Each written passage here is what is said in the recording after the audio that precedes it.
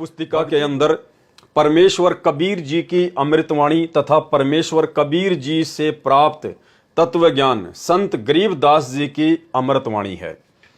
भाई और बहनों, ये बात हमारे आगे बहुत समझ में आएगी, हमारे काम आएगी कि ये जो भक्ति बोध पुस्तक है, जिसके माध्यम से हम 3 समय की आरतियां करते हैं और जिसका सरलार्थ परमात्मा ने यथार्थ भक्ति बोध नाम की इस पुस्तक से किया है, तो परमेश्वर ने कहा कि इस भक्ति बोध पुस्तक में केवल 2 ही महापुरुषों की वाणियां हैं, अन्य तीसरे किसी भी महापुरुष की एक वाणी भी नहीं है।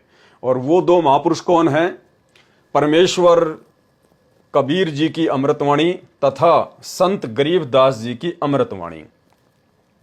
और जब हम आगे सरलार्थ में चलेंगे तो हमें यह भी क्लियर हो जाएगा कि परमेश्वर कबीर जी और संत गरीबदास जी महाराज दोनों एक ही शक्ति थे।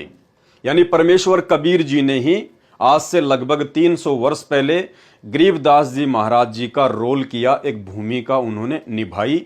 जिस प्रकार से परमात्मा ने काशी के भंडारे में केशव बंजारा बनकर डबल रोल किया, उसी प्रकार से लगभग 300 साल पहले गांव छुडानी, जिला झज्जर, हरियाणा में परमेश्वर कबीर जी ने ही गरीबदास जी बनकर एक डबल रोल किया था, आप और हम भगत भाई बहनों को भक्ति समझाने के मकसद से। तो ये बातें हमें आगे काम आएगी, क्योंकि परमात्मा कह रहे हैं कि इस भक्ति बोध में केवल 2 ही महापुरुषों की वाणियां हैं। और जब हम संध्या आरती के सरलार्थ में चलेंगे तो वहां हमें पता चलेगा कि वहां पर एक ऐसी वाणी है जो वाणी गरीबदास जी के किसी भगत की है। तो वो वाणी एक बहुत बड़ा रहस्य है जो आगे चल के हमारे काम आएगी।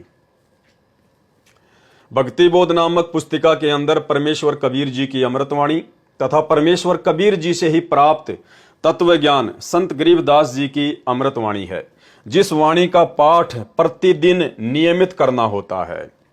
यानी जो 3 समय की आरतियां हमें सतगुरु रामपाल जी परमेश्वर जी ने दी हैं, इन 3 समय की वाणियों का हमें प्रतिदिन पाठ करना होता है। भाई और बहनों, पाठ करना होता है। देखो लिखा हुआ है गुरुदेव ने, पाठ।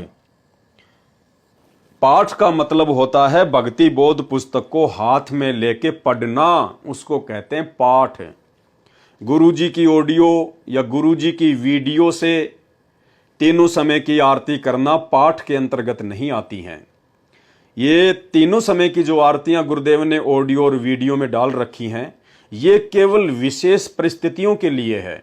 जब आप किसी विशेष काम में फंसे हों, आपके पास में आरती करने का समय ना हो, उस समय आप जी इस भक्ति बोध से पाठ करने की स्थिति में नहीं होते हैं, तो आप जी कम से कम अपने मोबाइल में वो 3 समय की आरतियां लगा के कर सकते हैं, चला के कर सकते हैं, अपना काम करते करते हम कर सकते हैं, ताकि परमात्मा ने हमें जो 5 यज्ञ दी हैं रोजाना करने के लिए, जिनमें एक यज्ञ है ज्ञान यज्ञ, जिसके अंतर्गत ये 3 समय की आरतियों का पाठ करना होता है, ताकि हमारा वो यज्ञ पूर्ण हो जाए।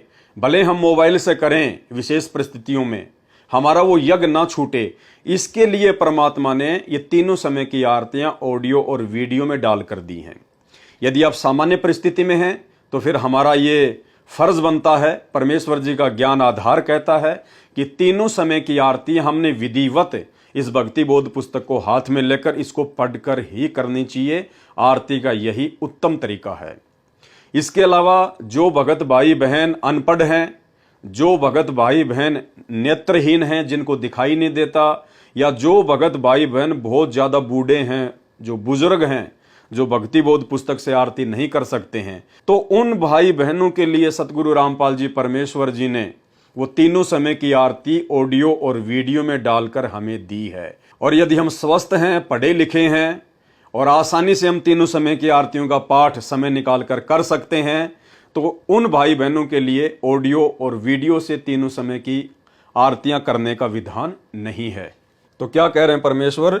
जिस वाणी का पाठ प्रतिदिन नियमित करना होता है, यानी ये कंपलसरी है, 3 समय की आरतियों का पाठ करना कंपलसरी है, जिस कारण से इसको नित्य नियम पुस्तिका भी कहा जाता है। इसको नित्य नियम पुस्तिका इसलिए कहा जाता है कि हमने 3 समय की आरतियों का पाठ नित्य यानी रोजाना करना होता है। और नियम यानी मर्यादाओं में रहते हुए, नियमों में रहते हुए तीनों समय की वाणियों का पाठ हमने रोजाना करना होता है, जिस कारण से इसको नित्य नियम पुस्तिका भी कहा जाता है। इस पुस्तक में लिखी अमृतवाणी का पाठ उपदेशी को 3 समय करना पड़ता है। गुरु बचन पे डट गे, कट गे फंद 84 के, कट गे फंद 84 के, कट गे फंद 84 के।